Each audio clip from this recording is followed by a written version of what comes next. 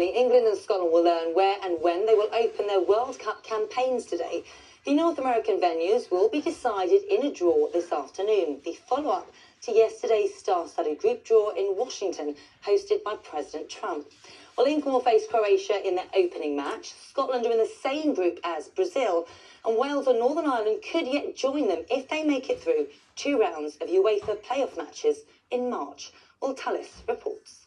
I think I know what this is going to be now. After a slightly surreal ceremony where Donald Trump took centre stage.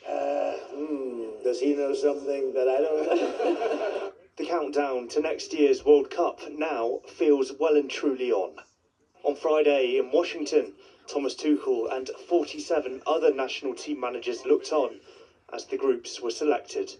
Yeah, England go into Group L in position 1, and that caps off pot 1. So in Group L, England are pitted against the team who knocked them out in the 2018 semi-finals, Croatia. They will also play Ghana and Panama. Not everything can be perfectly planned. We have to come up with solutions once we know the facts. Now we know the opponents, and then we need to come up with the best plan to be prepared. In Group C, we have Brazil. Scotland will face among the toughest of tests in their first World Cup for 28 years. The world's 36th ranked team will play 5-time champions Brazil, as well as Haiti and a resurgent Morocco. Well, I didn't want any European teams. You want teams from different continents, so we've got that. Three great teams to play against and something to look forward to next summer. And today, Washington plays host to a second ceremony. There, teams will find out where and when their matches will take place next year in a tournament that spans 16 cities across the US, Mexico and Canada. This is your Peace Prize.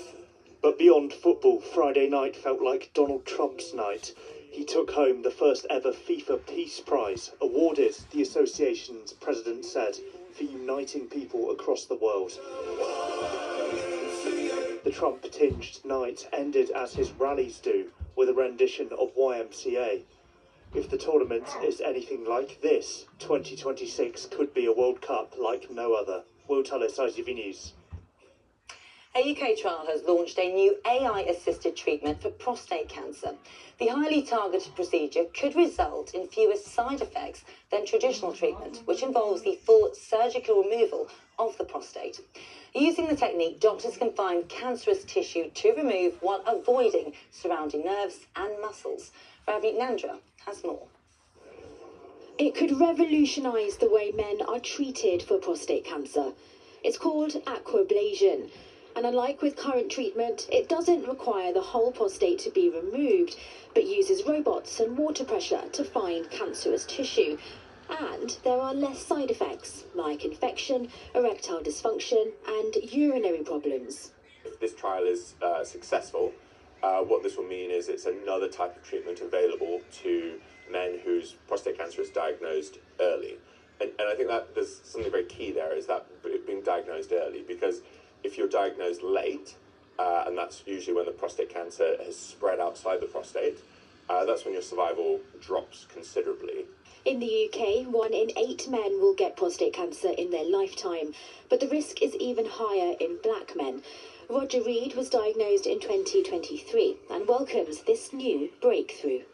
You get this feeling like you've been given a death warrant, and a clock is now ticking in the background to say, you know, you've got limited time.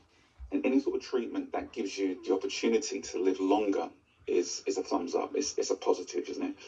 It's in the trial stages, with the Royal Marsden in London to be the first hospital in Europe to trial it on a patient. But it also comes after a national prostate screen programme was rejected. It prompted backlash from public figures like Sir Chris Hoy, whose prostate cancer became terminal, and former Prime Minister David Cameron, who has been treated for prostate cancer, saying limited testing is not enough to save lives. But for now, it's hoped this new trial could be the start of changes to prostate cancer care for the near future. Ravneet Nandra, ITV News.